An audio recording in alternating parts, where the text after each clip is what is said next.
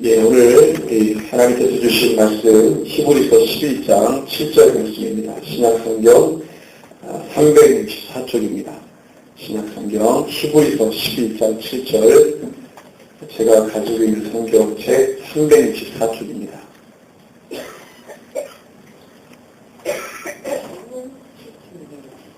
히브리서 11장 7절 말씀 한 절인데요. 찾으셨으면은 한 목소리 함께 읽습니다. 믿음으로 노아는 아직 보이지 않는 일에 경고하심을 받아 경외함으로 방주를 준비하여 그 집을 구원하였으니 이로 말미암아 세상을 정죄하고 믿음을 따르는 의의 상속자가 되었느니라. 아멘. 예. 오늘 우리가 잠언 말씀을 나누지 않고 히브리서 말씀을 나누겠습니다. 오늘 노아 시대의 의인의 믿음 이라는 제목 가지고 말씀을 나눕니다. 오늘은 제가 꽤 무거운 마음으로 이 자리에 섰습니다. 오늘 나눌 말씀이 우리의 중보와 기도가 많이 필요한 말씀이고, 또 말씀을 전하는 저도 무거운 책임감을 가지면서 이 말씀을 준비했기 때문에 여러분들 들으시는 여러분들에게도 이 말씀이 가벼운 말씀이 아니고 심히 무거운 말씀으로 잘 들으셨으면 좋겠습니다. 저와 여러분들이 교회라는 이름으로 여기에 모였습니다. 교회라는 이름으로 모인 이 자리의 중심은, 또는 이 자리를 갖추게 할 그 대상이며 이유는 바로 예수 그리스도입니다. 예수님의 이름이 아니면 이 자리가 의미가 없고 가치가 없고 하등 모일 이유가 전혀 없는 것이죠. 우리는 천지만물, 모든 천지만물을 오직 말씀으로 창조하신 하나님 아버지를 믿습니다. 그리고 그분이 시작하신 이 모든 시대의 역사를 반드시 그분이 마치시고 모든 죄의 부비함을 당신의 공의와 사랑으로 심판하시고 구원하실 것을 우리가 믿습니다. 그 시작과 마침이 우리 하나님 아버지 사역의 완성이라는 것 또한 믿습니다. 그리고 그 아버지 하나님은 당신의 사역에 있어서 가장 중요한 죄 사함과 구원, 영혼 구원의 일을 이 아들 예수 그리스도를 통해 이루심을 우리가 또한 믿습니다. 아들 예수 그리스도는 곧 하나님 아버지십니다. 사도 요한이 이 복음서, 그 같은 복음서에서 이 점을 분명히 기록했습니다. 이 기록은 사도 요한이 약 60여 년 전에 예수님께서 잡히시기 몇 시간 전 제자들과 유월절 만찬 때 하신 말씀을 기록한 겁니다. 예수님이 잡히시던 날이었기 때문에 그 기억이 아주 생생합니다. 60년이 지났어도 그 기억이 또렷한 겁니다. 또 사도 요한이 복음서를 쓰려고 할 때 우리는 이런 믿음이 있죠. 성령 하나님이 개입하셔가지고 그가 놓쳤던 부분도 기억나게 하셔서 분명히 자세하게 기록을 했을 것이다. 어쨌든 사도 요한은 그날을 생생하게 기억했기 때문에 유월절 만찬 때 예수님이 제자들에게 어떤 말씀을 하셨는지 상세히 기록했습니다. 내용이 이렇죠. 요한복음 14장에 기록되어 있는데 제가 대신 한번 읽겠습니다. 요한복음 4장 14장 8절에서 11절입니다. 빌립이 이르되 주여 아버지를 우리에게 보여주옵소서 그리하면 족하겠나이다. 예수께서 이르시되 빌립아 내가 이렇게 오래 너희와 함께 있으되 너가 나를 알지 못하느냐. 나를 본 자는 아버지를 보았거늘 어찌하여 아버지를 보이라 하느냐. 내가 아버지 안에 거하고 아버지는 내 안에 계시는 것을 너가 믿지 아니하느냐. 내가 너희에게 이르는 말은 스스로 하는 것이 아니라 아버지께서 내 안에 계셔서 그의 일을 하시는 것이라. 내가 아버지 안에 거하고 아버지께서 내 안에 계심을 믿으라. 그렇지 못하겠거든 행하는 그로 말미암아 나를 믿으라 했습니다. 우리 하나님 아버지와 예수님은 한 분이십니다. 또 예수님께서 따로 제자들을 위해서 기도하실 때 그 기도의 내용 가운데 예수님이 또 이렇게 기도를 하셨어요. 17장, 요한복음 17장 21절에서 23절입니다. 제가 그 대신에 있습니다. 아버지여, 아버지께서 내 안에, 내가 아버지 안에 있는 것 같이 그들도 다 하나가 되어 우리 안에 있게 하사 세상으로 아버지께서 나를 보내신 것을 믿게 하옵소서. 내게 주신 영광을 내가 그들에게 주었사오니 이는 우리가 하나가 된 것 같이 그들도 하나가 되게 하려 함이니이다. 곧 내가 그들 안에 있고 아버지께서 내 안에 계시어 그들로 온전함을 이루어 하나가 되게 하려 함은 아버지께서 나를 보내신 것과 또 나를 사랑하신 같이 그들도 사랑하신 것을 세상으로 알게 하려 함이로소이다. 우리가 주님을 닮아야 되는데 주님의 하나 되심을 닮으라고 말하면서 이야기하신 것은 아버지가 나와 하나이기 때문에 너희들도 내 안에 있으면 우리가 하나다 이렇게 말씀하신 겁니다. 아들 예수 그리스도는 하나님이십니다. 또 예수님께서 따로 제자들을 위해 그렇게 기도하셨고 또한 요한은 아들 예수님과 하나님 아버지가 한 분이심을 증거하는데 그가 복음서를 쓸 때 첫 번째 그 얘기를 했어요. 첫 번째 1장, 요한복음 1장 1절에서 3절에 보니까 그것을 먼저 이야기하고 시작했습니다. 제가 읽겠습니다. 태초에 말씀이 계시니라. 이 말씀이 하나님과 함께 계셨으니 이 말씀은 곧 하나님이시니라. 그가 태초에 하나님과 함께 계셨고 만물이 그로 말미암아 지은 바 되었으니 지은 것이 하나도 그가 없이는 된 것이 없다라고 분명히 사도 요한이 기록했습니다. 하나님이신 예수님께서 우리의 죄를 위해 대신 죽으셨습니다. 그리고 살아나셨습니다. 먼저 그의 죽으심은 우리가 저지른 죄를 영원토록 사할 희생의 죽음이었습니다. 그분이 죽지 않으면 우리가 지은 죄가 영원토록 사해지지 않습니다. 영원성을 갖고 계시고 거룩하신 그분이 우리를 위해 죽으셨기 때문에 우리의 지은 죄가 흔적도 없이 영원토록 용서함 받은 것입니다. 하지만 그의 살아나심은 이것이 말뿐이 아니고 어떤 개념과 정의로만 머물러 있는 글이 아니라 실제로 우리가 다시 살아서 아멘입니까? 실제로 우리가 다시 살아나서 우리 주님과 영원토록 하나님 나라에서 살게 하기 위한 그것 때문에 주님이 살아나신 겁니다. 실제 이게 무슨 정의고 이론이고 개념이 아니라 우리가 실제로 그렇게 된다 이 말입니다. 예수님 이름 때문에 그 길을 열어놓으신 거예요. 때문에 그 죄가 그 사랑의 희생의 무게를 견디지 못하고 완전히 깨져버렸습니다. 그 무게가 너무나도 엄청나기 때문에 죄가 막 흔적도 없이 막 무너져 버린 겁니다. 예수님의 그 희생의 사랑 때문에. 따라서 오직 예수의 이름으로만 죄가 사해지고 용서받고 그의 몸과 영혼이 구원받게 되는 것입니다. 그리고 예수를 믿지 않은 모든 형상, 모든 시대, 모든 나라의 모든 사람과 상황과 정서와 문화가, 역사가 심판 때 오르게 될 것입니다. 아멘입니까? 보통 이 부분에 아멘을 잘 안 하죠. 그것이 우리가 믿는 것입니다. 때문에 이 땅에 오셔서 죄를 회개케 하는 복음을 선포하셨어요. 회개하라! 천국이 가까이 왔다. 이게 주님이 세례받으시고 처음으로 선포하신 복음입니다. 이것을 하나님 나라의 복음이라고 했어요. 회개하라! 천국이 가까이 왔다. 그리고 세상으로부터 고난을 당하시고 마침내 죽으셨고 다시 살아나셨습니다. 마지막에 우리가 갈 그 나라를 준비하시기 위해 하늘에 올려주셨어요. 요한복음 14장 1절에서 4절 말씀을 보니까 그 말씀을 합니다. 주님이 가신다고 하니까 제자들이 도대체 주님이 어디로 갑니까? 우리와 함께 있어야 되는데 나는 가야 된다.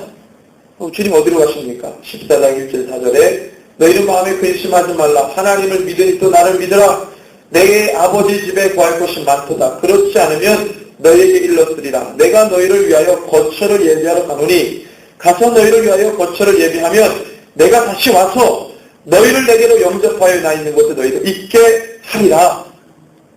우리가 주님이 다시 오셔서 데리고 갈 그 나라를 준비하시기 위해 주님이 하늘 올라가십니다. 하늘 올라가셔서 주님이 하신 일은 요한계시록에 다 나와 있어요.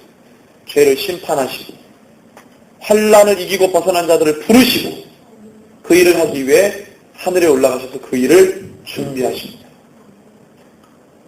우리는 여기서 우리가 받은 옷을 더럽히지 않기 위해 거룩한 신부가 되어서 그 옷을 예수의 보혈로 빨아야 되는 그 준비를 하는 것이죠.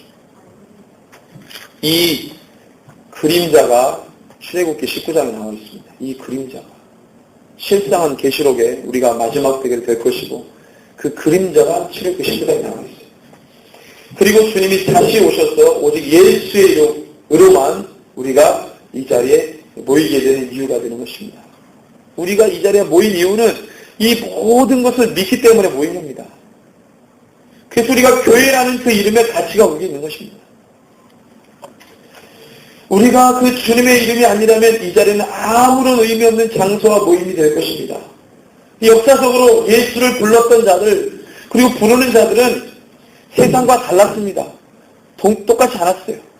예수를 믿고 예수님을 따라갔던 사람들은 세상과 달랐습니다. 세상과 똑같지 않고 세상을 따라가지 않았습니다. 달랐습니다. 역시 우리 주님이 말씀하신 것처럼 세상으로부터 미움을 받고 가진 모욕과 능욕을 받아야 했습니다. 예수만 따랐던 자들은 그토록 세상이 죄 가운데 있다는 것을 너무나 뼈저리게 느꼈기 때문에 그 역경과 더러움을 견딜 수가 없었어요. 조금이라도 그 죄를 따라하거나 타협하거나 그런 시도도 하지 않았습니다. 주님을 따랐던 자들은. 죄가 막 일어나는데 가만히 있을 수가 없어요. 적어도 주님을 따랐던 자들은 죄가 막 일어나는 것을 바라보면서 가만히 있지 않았습니다. 가만히 있을 수가 없죠. 내 마음에 예수 영이 가득한데 죄가 일어나는 것을 보고 가만히 있거나 나와 상관이 없기 때문에 등을 보인다거나 무관심하거나 이랬던 적이 없습니다. 세상이 우리 예수님의 말씀에 귀를 기울이지 않고 오히려 조롱합니다. 여러분들 누가 내 부모를 욕하고 여러분들 보세요. 물론 이번 선거를 통해서 몇몇 후보들은 자녀 때문에 큰 곤욕을 치렀죠. 시대가 악하니까 그런 것도 나와요. 아무리 부모가 잘못해도 자녀가 잘못해도 자녀가 부모를 고소하고 상소하고 손가락질하고 시대가 거꾸로 가는 겁니다. 자녀가 아무리 잘못해도 부모는 덮어주려고 하고 감싸 안으려고 하는 게 부모 사랑이죠. 그 당연한 건데 서로가 서로를 부모가 자식을 자식이 부모 물론 우리가 모르는 여러 가지 많은 것들이 그 안에 뭐 이유가 있겠죠. 그렇지만 세상이 거꾸로 가니까 막 그런 일들이 공개적으로 나옵니다. 여러분들 누가 우리 부모의 이름을 먹칠하면 가만히 있을 자녀가 있겠어요? 정상적으로라면? 누가 우리 자녀를 막 욕하는데 가만히 있을 부모가 있겠어요? 우리 하나님의 이름이 훼손당하고 여러분들 욕을 먹는데 가만히 있는 기독교인이 참된 기독교인이고 그리스도인입니까? 내 부모가 그렇게 어디서 욕을 먹고 있다면 가만히 있겠어요, 우리가? 우리 동네에서 안 일어났으니까?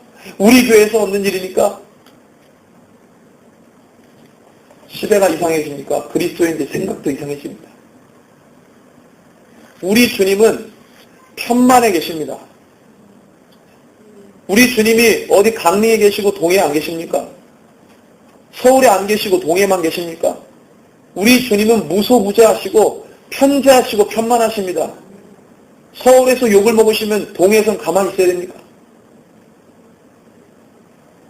우리 주님은 장소와 이런 거에 상관없이 모든 곳에 계십니다. 그걸 편재라고 말합니다. 신학적 용어로. 이 하나님의 편재. 우리 주님이 욕을 먹고 있어요. 그리스도인들이 가만히 있어야 됩니까?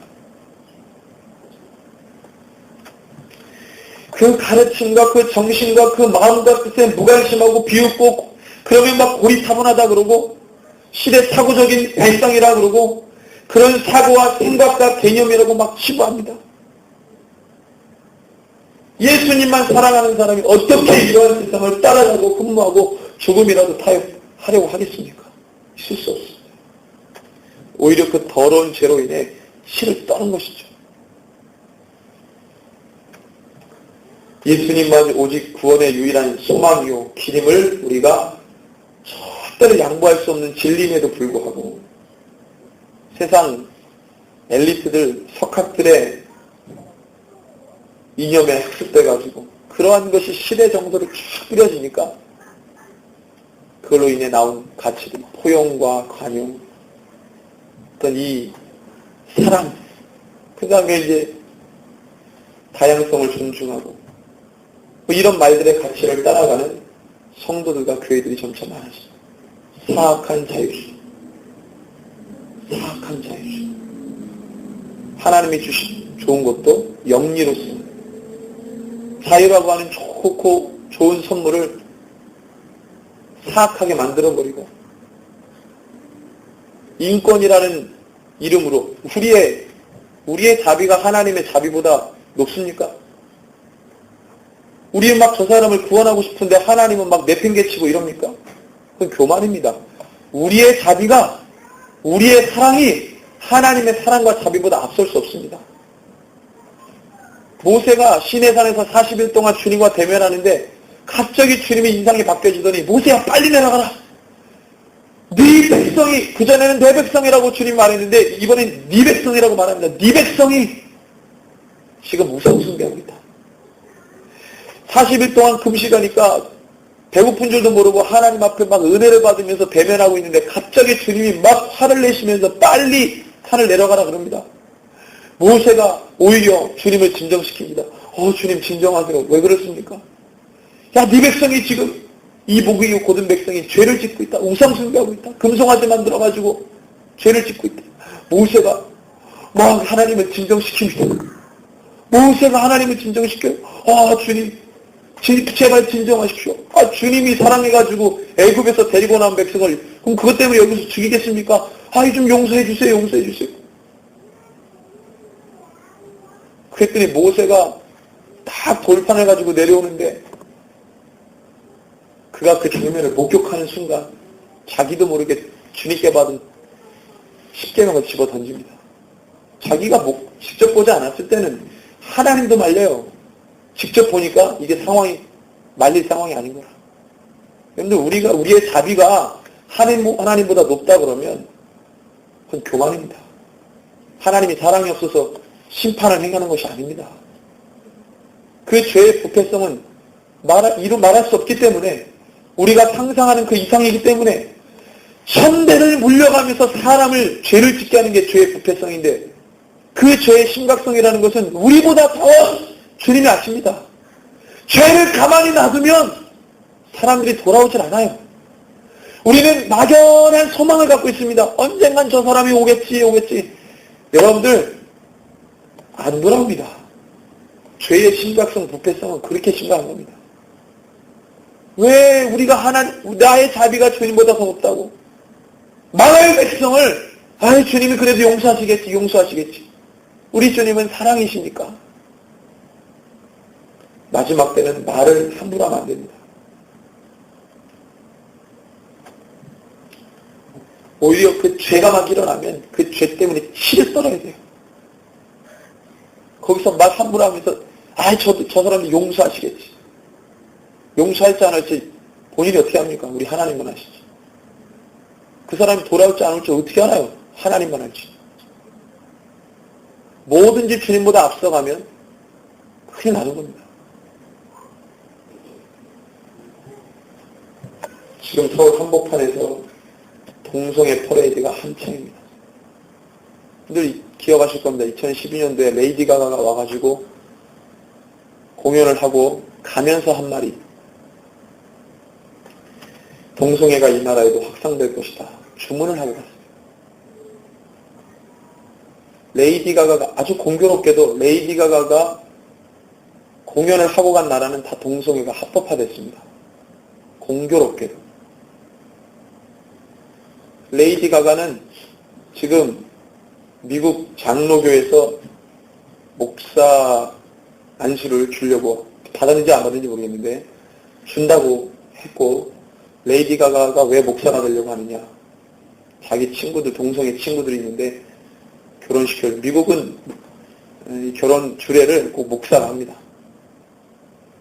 그리고 어디 관공서 가가지고 꼭 증서를 받아야 돼요. 목사가 주례를 해야 됩니다. 동성애 부분은 누가 주례해요? 주례를 안 해주죠. 동성애 목사만 하십니다.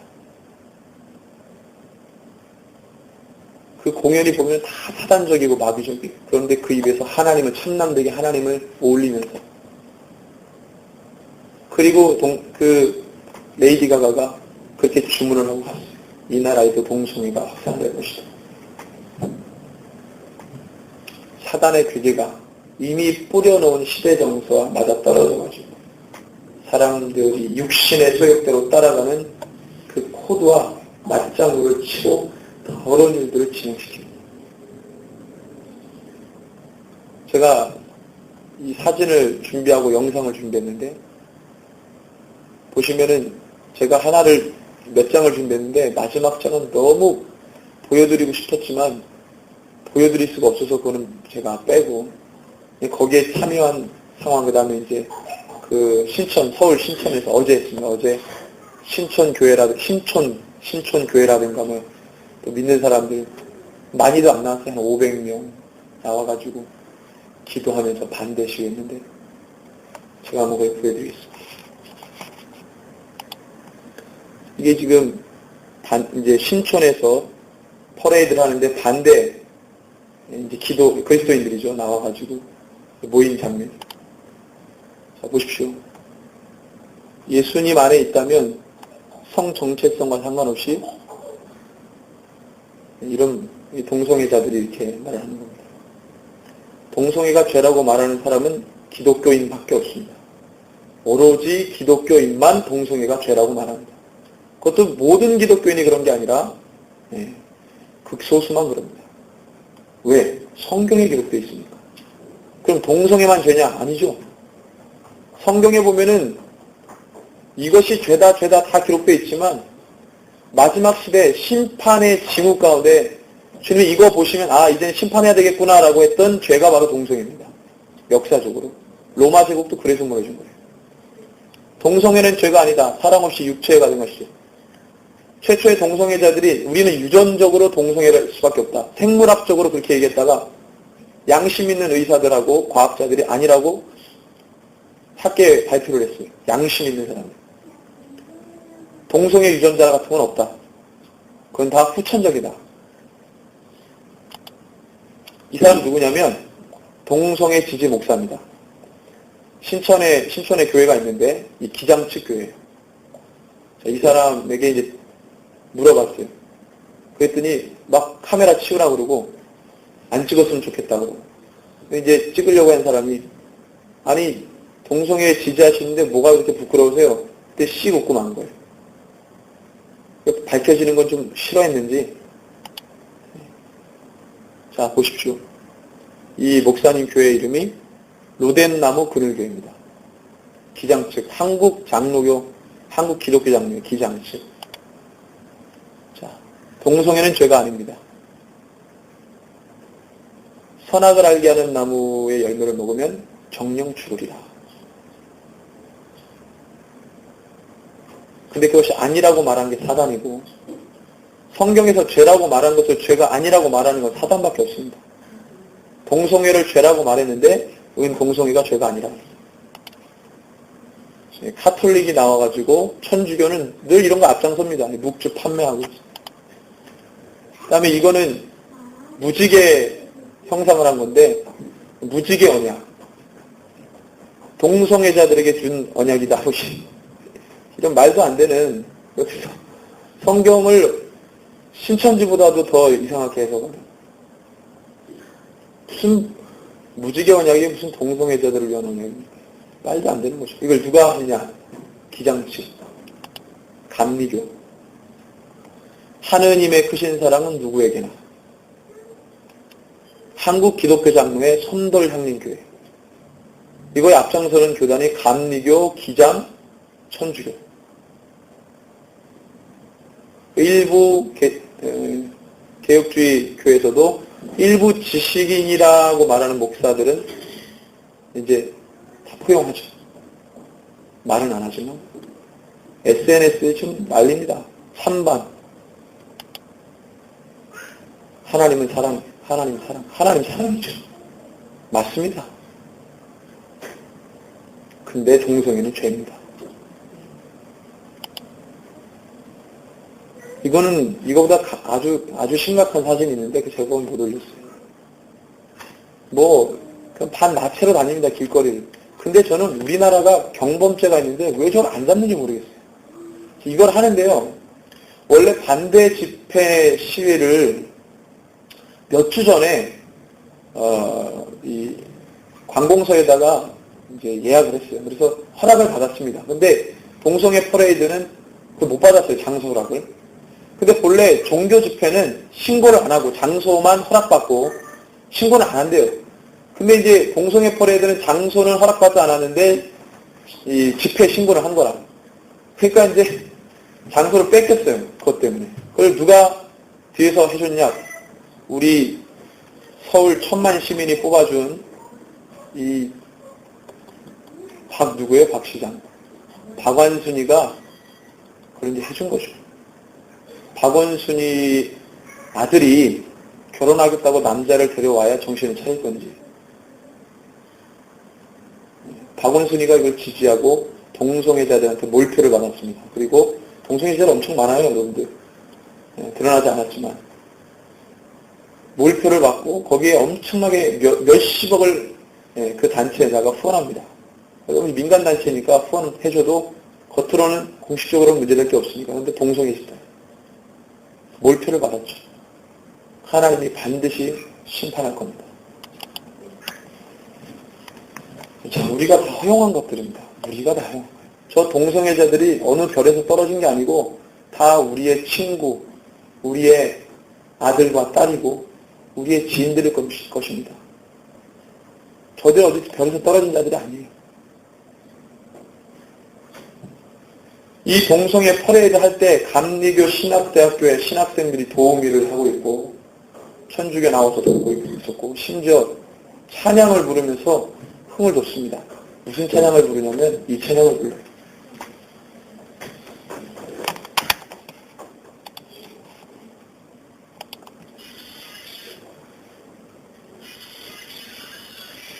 주의 자비가 내려와 하고 찬양 부르는 거예요. 동성애자들을 지지하는 신학생들이 주의 자비가 내려와 주의 자비가 내려온대. 저 퍼레이드 하는데.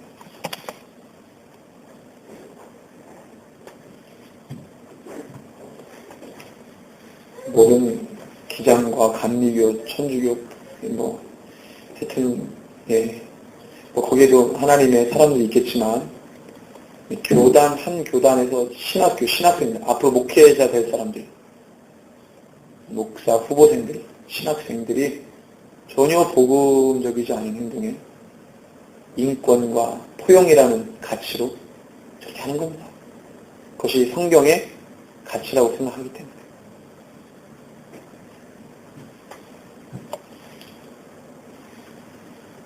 그래서 하나님이 동성애도 품으시고 차별 없이 사랑하신다고 그것에 나와서 동성애자들을 격려하는 겁니다.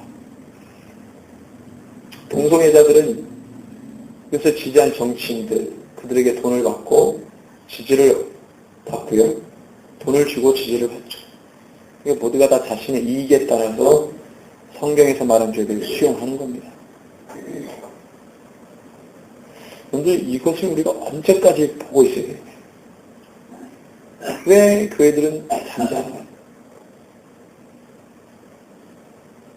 WCC 반대 집회할 때도 한 2만 명, 3만 명 왔는데 국민일보에서 한 1000명 왔다고 거짓 통보. 전체 기독교인들 보면 많이 온 것도 아니죠.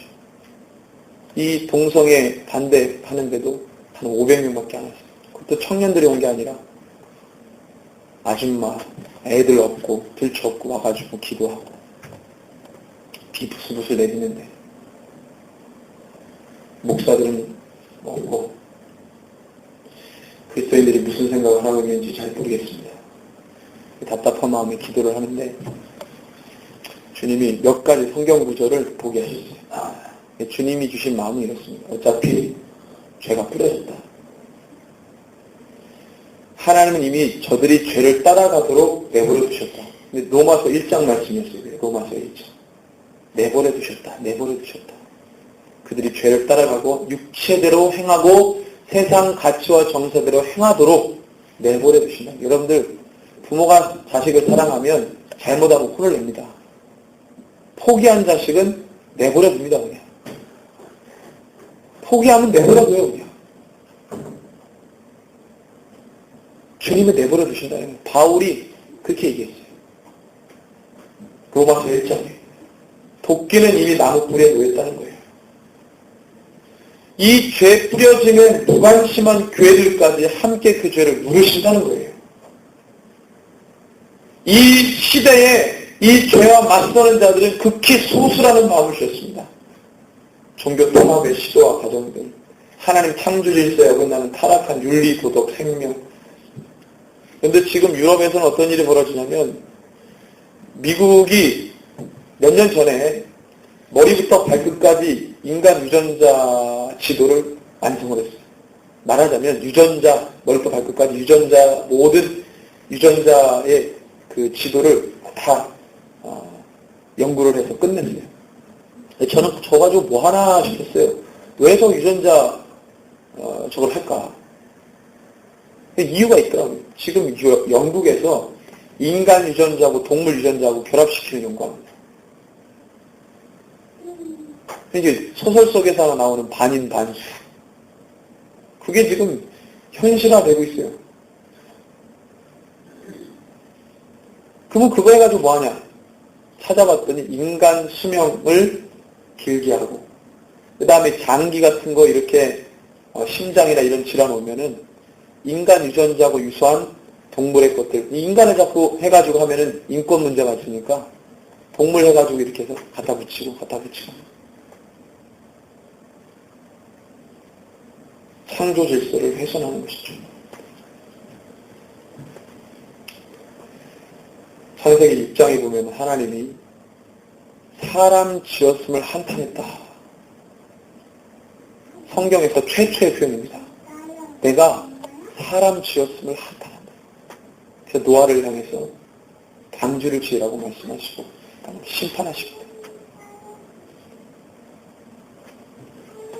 아브라함 때도 소돔과 고모라 성을 주님이 심판하시는데 그 성에 뭐가 가득했냐면 이 동성애가 가득했어요. 하나님이 그 심판을 아브라함에게 이야기해 주십니다. 내가 이거 심판하겠다. 아브라함이 기도합니다.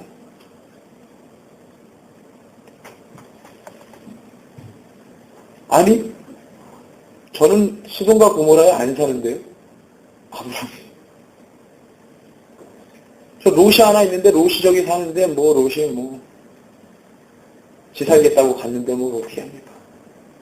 저랑 상관없어요. 내가 사는 데도 아닌데. 그랬다면 롯은 못 살았겠죠. 하나님이 아브라함에 이렇게 말했습니다. 내가 하려는 일을 아브라함에게 숨기겠느냐. 그리고 아브라함에게 그 기도를 받아내십니다. 이 땅의 교회가 어느 나라나 어느 민족이나 어느 지역에서 일어나는 일로만 치부한다면 그건 교회가 아니고 그리스도인이 아닙니다.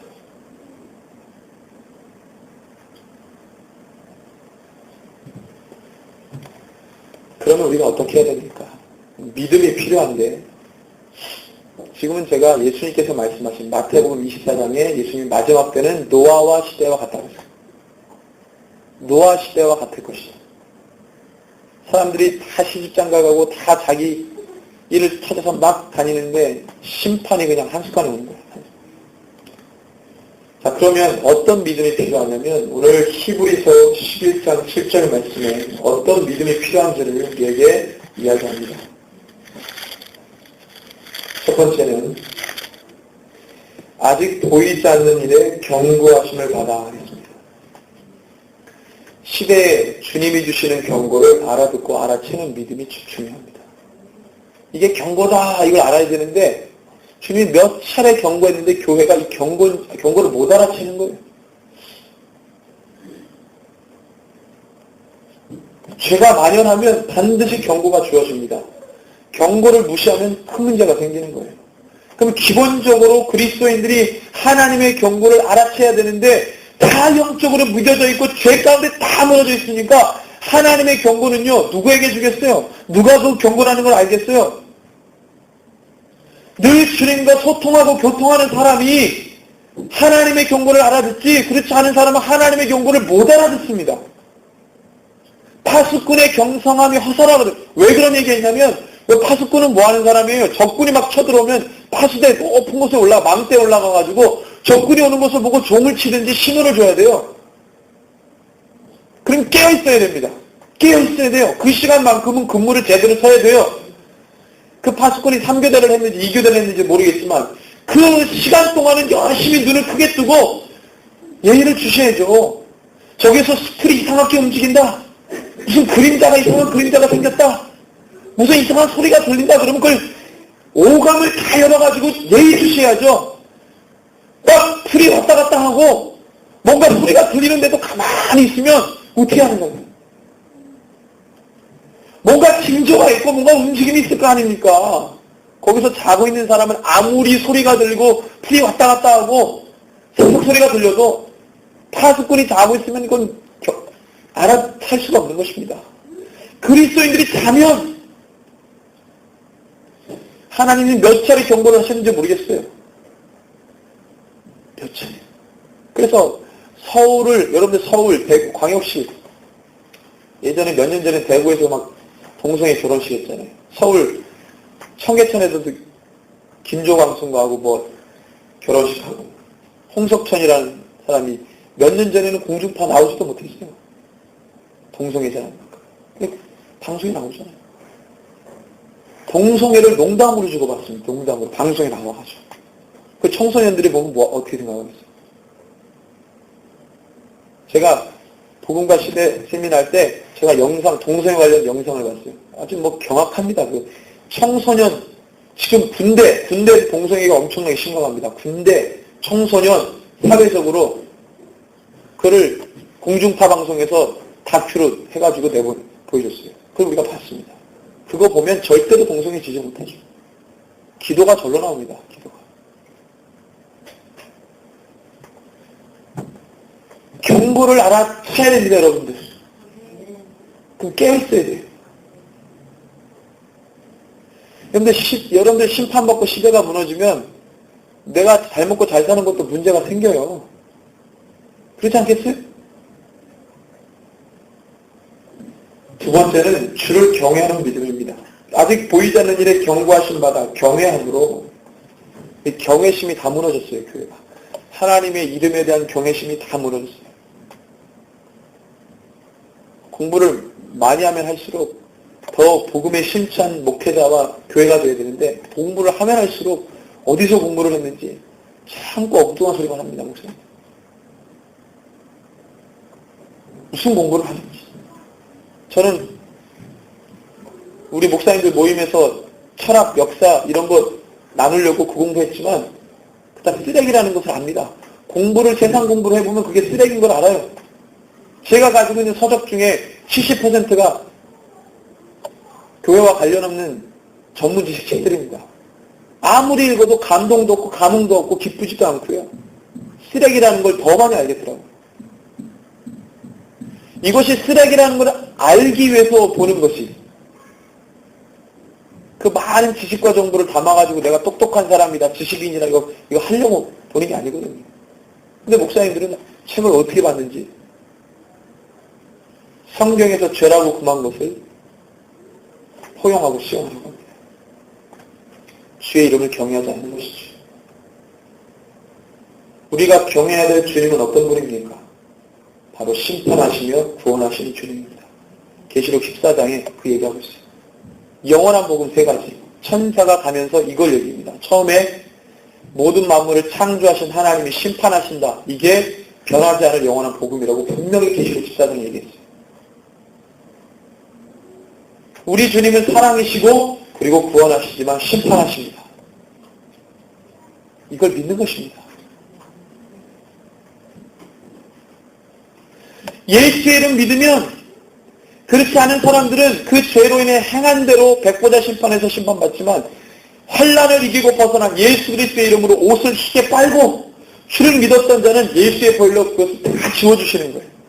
예수를 믿는 것은 막연하게 주님의 사랑이 내 죄를 씻겨주신다가 아니고 환난을 이기고 벗어난 자, 죄 모든 세상의 죄를 이기고 벗어난 자, 그 죄를 위해 피 흘리기까지 싸운 자들이 그 눈에서 눈물을 제하해 주시고 그 고통과 슬픔을 기쁨으로 바꿔주시고 흰옷을 입혀주시는 겁니다. 막연한 게 아니에요.